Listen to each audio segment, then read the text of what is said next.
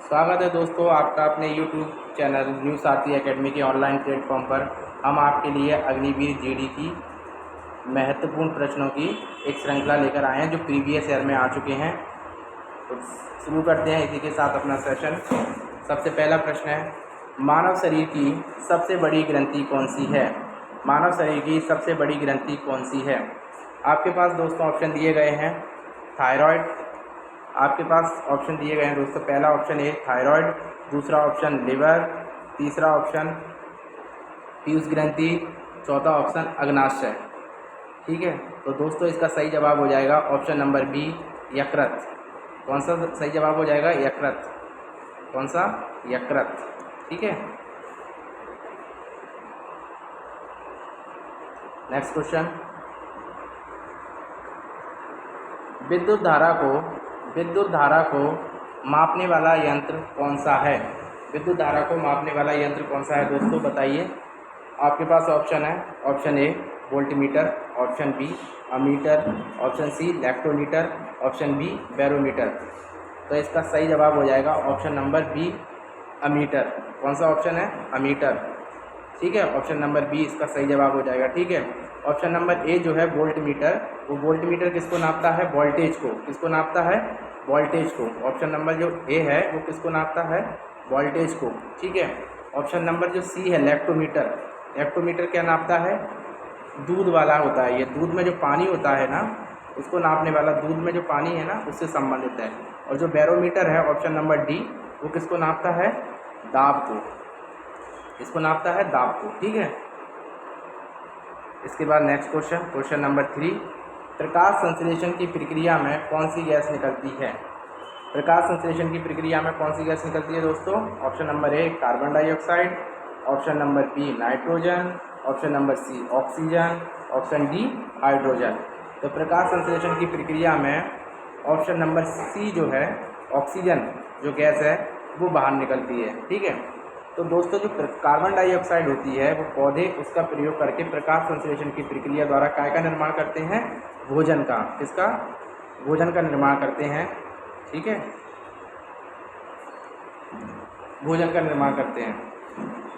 और जो आपकी ऑक्सीजन है वो प्रकाश संश्लेषण की प्रक्रिया में बाहर निकलती है और कार्बन डाइऑक्साइड प्रयोग होती है। ठीक है, इसके बाद क्वेश्चन नंबर 4। पानी का रासायनिक सूत्र क्या होता है? आपके पास दोस्तों ऑप्शन दिए गए हैं। Option number A CO2, option number B H2O, option number C NaCl, option number D CH4 यानी कि मीथेन। तो ऑप्शन नंबर जो बी है H2O वो इसका सही जवाब हो जाएगा। ऑप्शन नंबर जो सी है NaCl, उसे क्या कहते हैं? ये नमक का है। किसका है? नमक का। रासायनिक सूत्र CO2 किसका है? कार्बन डाइऑक्साइड का। और CH4 जो है वो किसका है? मीथेन का। किसका है? मीथेन का। ठीक है, इसके बाद नेक्स्ट क्वेश्चन, क्वेश्चन नंबर 5। प्रतिध्वनि सुनने के लिए न्यूनतम दूरी कितनी होनी चाहिए? प्रतिध्वनि सुनने के लिए न्यूनतम दूरी कितनी होनी चाहिए? तो आपके पास दोस्तों ऑप्शन दिए गए हैं 10 metre, option number B 17 metre, option number C 25 metre, option number D 50 metre. ठीक है, तो आपका सही जवाब हो जाएगा option number B 17 metre. Option number B 17 metre. ठीक है, कौन सा जवाब है? 17 मीटर। ठीक है, 25 मीटर क्या होती है? 25 मीटर जो होती है वो आंखों की न्यूनतम दूरी होती है। क्या होती है? आंखों की न्यूनतम दूरी 25 मीटर होती है। ठीक है, इसके बाद नेक्स्ट क्वेश्चन। सूर्य की रोशनी से हमें कौन सा विटामिन प्राप्त होता है? सूर्य की रोशनी से हमें कौन सा विटामिन प्राप्त होता है? ऑप्शन ए विटामिन ए,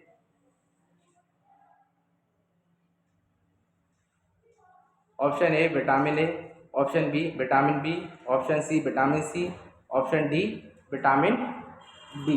ठीक है, तो कौन सा प्राप्त होता है सूर्य की रोशनी से हमें? Option number D vitamin D हमें किससे प्राप्त होता है? सूर्य की रोशनी से। विटामिन डी का रासायनिक नाम क्या है? विटामिन डी का रासायनिक नाम क्या है? कैल्सीफेरॉल।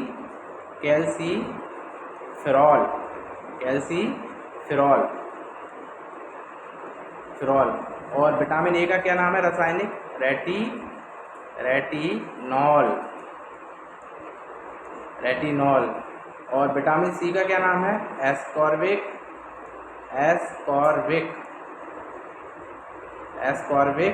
एसिड। क्या नाम है? Ascorbic acid. दोस्तों कमेंट करके बताइए विटामिन सी किन फलों से प्राप्त होता है। ठीक है, विटामिन सी किन फलों से प्राप्त होता है। ठीक है, क्वेश्चन नंबर 7, इंसुलिन की कमी से कौन सा रोग होता है? इंसुलिन की कमी से कौन सा रोग होता है? दोस्तों आपके पास ऑप्शन दिए गए हैं। ऑप्शन ए घेंगा, ऑप्शन बी मधुमेह, option C anaemia, option D जो है वो टाइफाइड।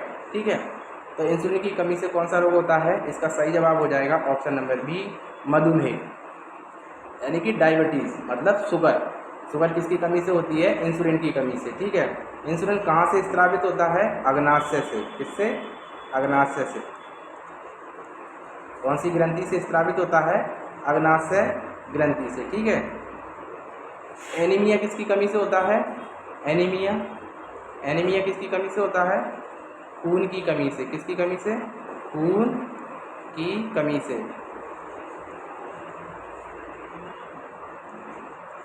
खून की कमी से। ठीक है, टाइफाइड और घेंगा, सॉरी पहला ऑप्शन जो कौन सा था? घेंगा। तो घेंगा किसकी कमी से होता है? आयोडीन की। किसकी कमी से होता है? आयोडीन की कमी से। ठीक है, और टाइफाइड किससे होता है? टाइफाइड के लिए एक बैक्टीरिया होता है। कौन सा? सैलेमोनेला टाइफी। ठीक है, नेक्स्ट क्वेश्चन। तो इसका सही जवाब कौन सा था? बी मधुमेह। लोहे पर जंग लगना किस प्रकार का परिवर्तन है? आपके पास ये पिछली प्रीवियस ईयर में ही आया था ये क्वेश्चन। लोहे पर जंग लगना किस प्रकार का परिवर्तन है? भौतिक परिवर्तन, रासायनिक परिवर्तन, जैविक परिवर्तन। ठीक है, तो इसका सही जवाब क्या हो जाएगा? ऑप्शन नंबर बी रासायनिक परिवर्तन। ठीक है, इसमें क्या होता है? जंग लगने की प्रक्रिया में जो फेरस होता है, यानी कि जो Fe होता है, Fe जो है इस पर +2 होते हैं। ठीक है, और जब इसमें रासायनिक परिवर्तन होता है तो इसका ऑक्सीकरण हो जाता है। ठीक है, और ये Fe3+ में कन्वर्ट हो जाता है। ये यहाँ नहीं लगेगा। ठीक है,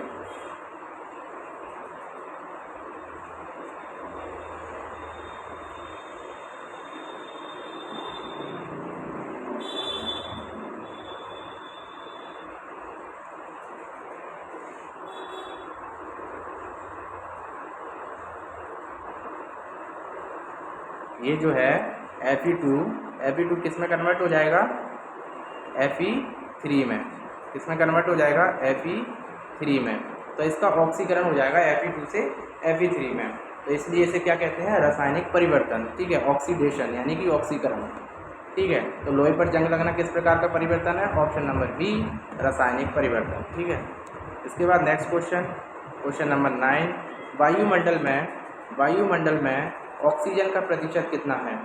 आपके पास ऑप्शन दिए गए हैं। Option number A 78%, option B 21%, option C 0.03%, option D 1%। ठीक है, तो वायुमंडल में ऑक्सीजन का प्रतिशत कितना है? Option number B 21%। ठीक है, और जो 78% है, ठीक है, इसका क्या जवाब है? ऑक्सीजन का प्रतिशत कितना है? Option number B 21%।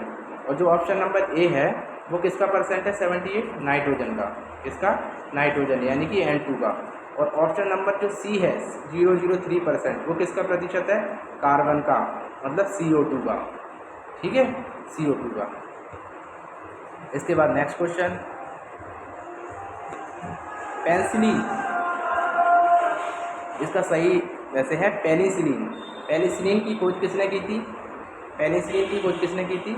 Option number A Edward Jenner, option number B Alexander Fleming, option number C Louis Pasteur, option number D Newton.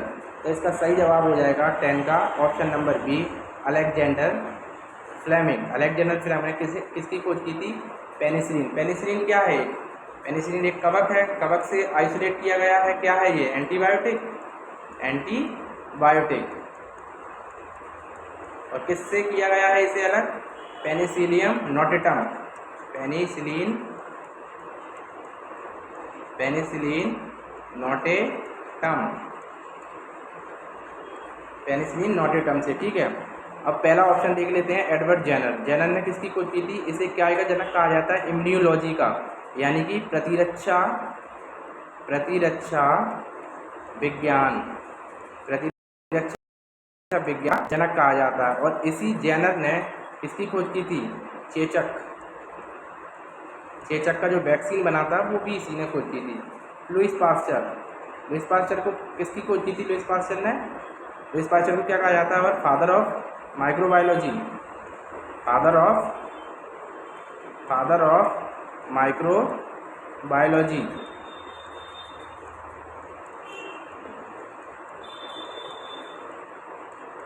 Father of microbiology, ठीक है। और न्यूटन को तो आप जानते हैं, न्यूटन ने गति के नियम दिए थे। और किसकी खोज की है? गुरुत्वाकर्षण की। किसकी? गुरुत्वाकर्षण की।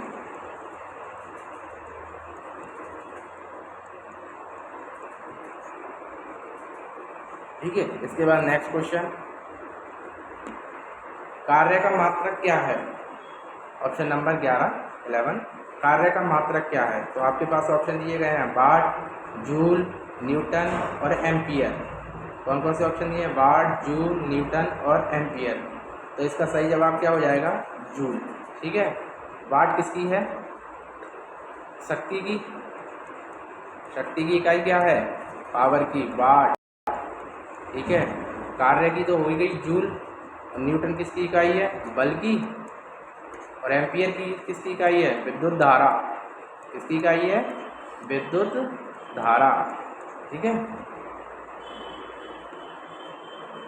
नेक्स्ट क्वेश्चन, ध्वनि की तीव्रता किस में मापी जाती है? ठीक है। आपके पास ऑप्शन दिए गए हैं, हर्ट्ज, दूसरा है option number B decibel, option number C जो है मीटर, ऑप्शन नंबर डी जो है वो केल्विन है, ठीक है।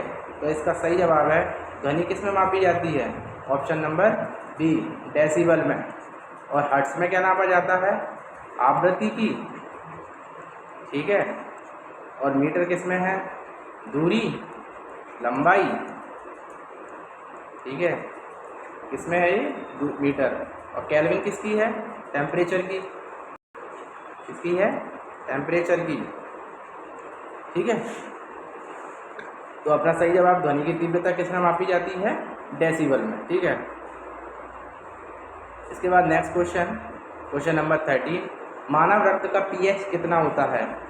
आपके पास ऑप्शन दिए गए हैं, 6.4, option number A, option number B 7, option number C 7.4 और ऑप्शन नंबर डी जो है वो 8.4।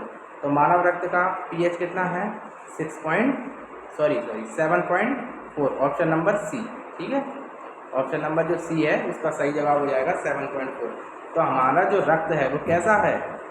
क्षारीय प्रवृत्ति का। कैसा है? क्षारीय प्रकृति का, क्योंकि हमारे जो रक्त का पीएच है वो 7 से ज़्यादा है। 7 पीएच किसका होता है? उदासीन जो चीज़ होती है, न्यूट्रल, यानी कि उदासीन कौन सा होता है? वर्षा का जल जो है वो क्या है? उदासीन है, ठीक है। अगर पूछे आपसे कि वर्षा का जल का पीएच कितना है, तो वर्षा के जल का पीएच कितना है? 7, और रक्त का पीएच कितना होता है? 7.4, ठीक है। उसके बाद नेक्स्ट क्वेश्चन, सबसे कठोर पदार्थ कौन सा है? सबसे कठोर पदार्थ कौन सा है? आपके पास ऑप्शन दिए गए हैं, लोहा, सोना, हीरा, प्लेटिनम, ठीक है। तो सबसे कठोर पदार्थ कौन सा है? ऑप्शन नंबर सी, हीरा। इन सब में सबसे ज़्यादा कठोर पदार्थ है कौन? हीरा क्या है? सबसे कठोर पदार्थ है, ठीक। इसके बाद नेक्स्ट क्वेश्चन, बादलों का गरजना बिजली की चमक के बाद सुनाई देता है, क्यों? ये बहुत अच्छा क्वेश्चन है, ठीक है। बादलों का गरजना बिजली की चमक के बाद सुनाई देता है, क्यों? क्योंकि प्रकाश की चाल ध्वनि की चाल से तेज होती है, पहला ऑप्शन। दूसरा, ध्वनि की चाल प्रकाश की चाल से तेज होती है, ठीक है। ऑप्शन नंबर सी, बादल बहुत दूर होते हैं, ठीक। इसके बाद नेक्स्ट क्वेश्चन, इनमें से कोई नहीं। तो इसका सही जवाब हो जाएगा ऑप्शन नंबर ए, प्रकाश की चाल जो है वो ध्वनि की चाल से अधिक होती है। और प्रकाश की चाल होती कितनी है? 3 इंटू 10⁸ मीटर पर सेकेंड। कितनी? मीटर पर सेकेंड। ठीक है, ये ध्वनि की चाल होती है। ठीक है, तो ध्वनि की जो चाल है, बादलों का गरजना बिजली की चमक के बाद इसलिए सुनाई देता है क्योंकि प्रकाश की चाल ध्वनि की चाल से ज़्यादा होती है। ठीक है, और ध्वनि की चाल कितनी होती है? कमेंट करके बताइएगा।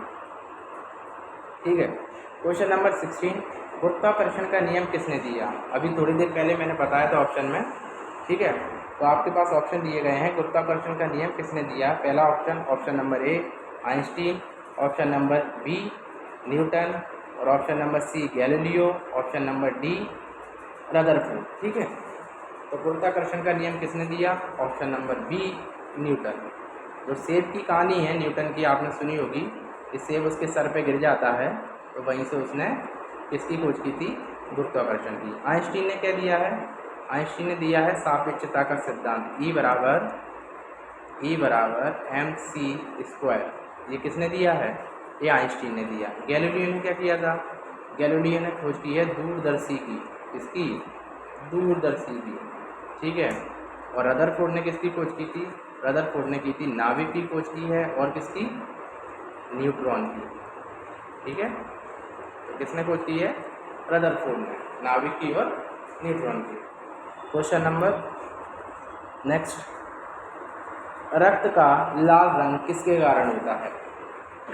रक्त का लाल रंग किसके कारण होता है? दोस्तों आपको ऑप्शन दिए गए हैं, option A plasma, option B haemoglobin, option C WBC, option D platelets. ठीक है, तो आपका इसका सब सही आंसर हो जाएगा option number B, option number B haemoglobin. ठीक है, हीमोग्लोबिन का जो वर्णक है वो कैसे रंग का होता है? लाल रंग का।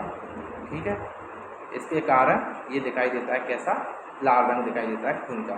ठीक है, प्लाज्मा भी क्या है? प्लाज्मा भी खून का ही भाग है। ठीक है, ये खून का ही भाग है, खून का भाग है। और प्लाज्मा का रंग कैसा होता है? हल्का पीला।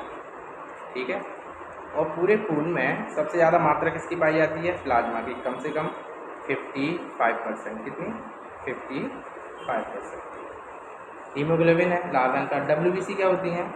WBC ये भी पाई जाती हैं, जैसे RBC होती हैं वैसे WBC होती हैं। WBC हमारे शरीर को क्या प्रदान करती है? प्रतिरक्षा। ठीक है, प्रतिरक्षा।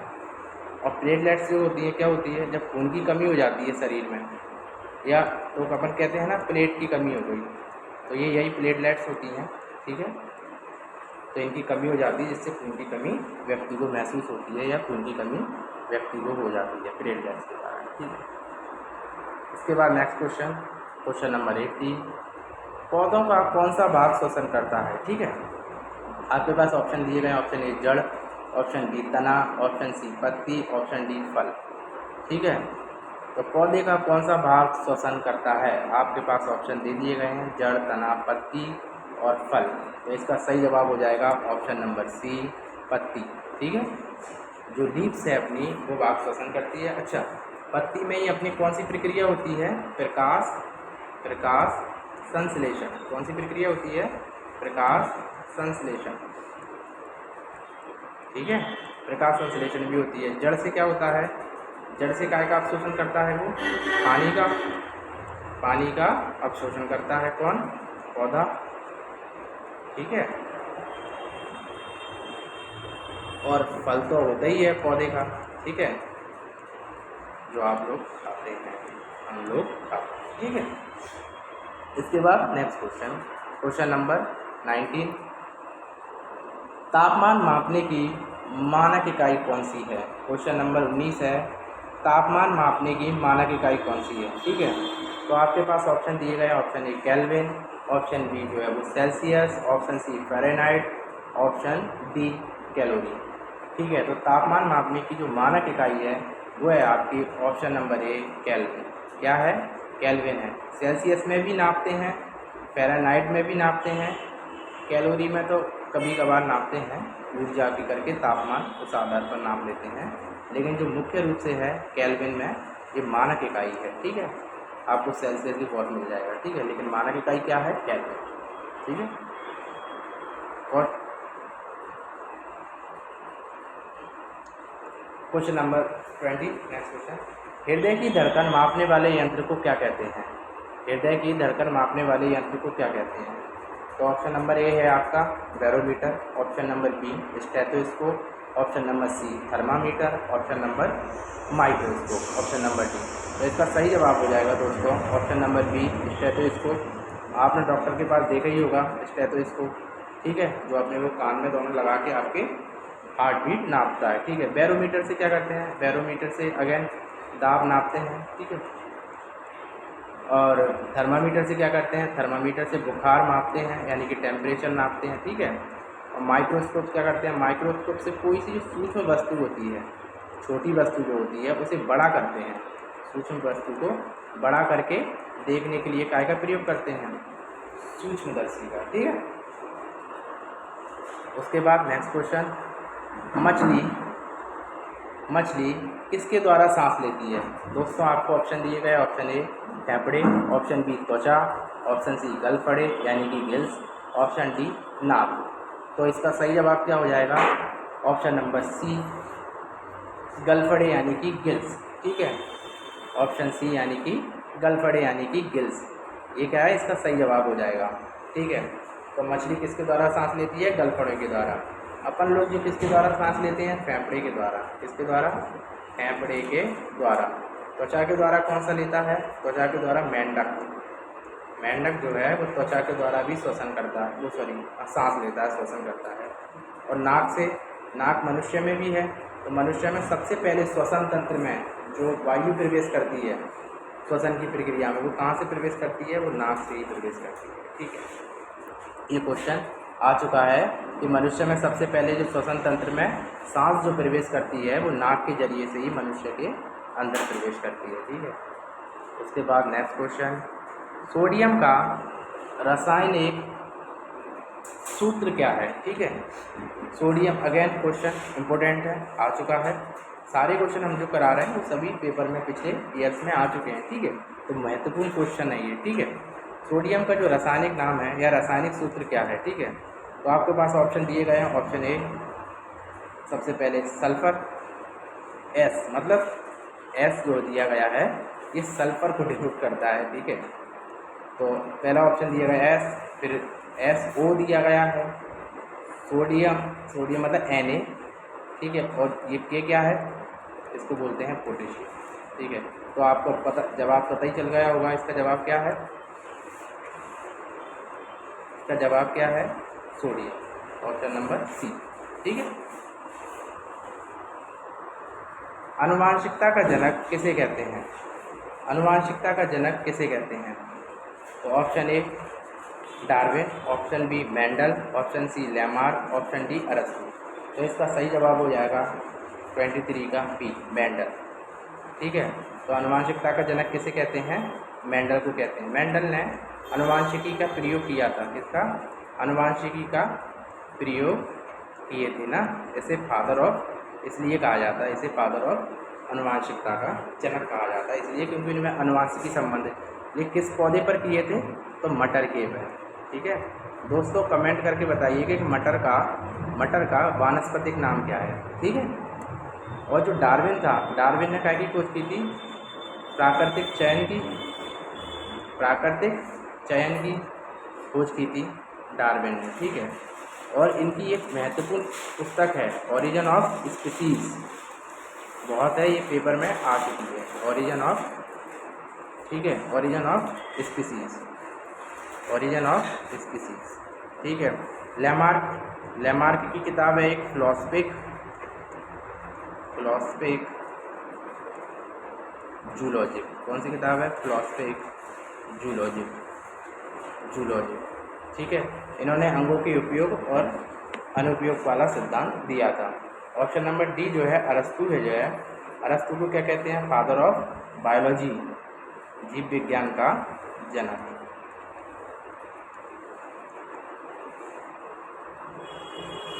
जीव विज्ञान का जनक, ठीक है।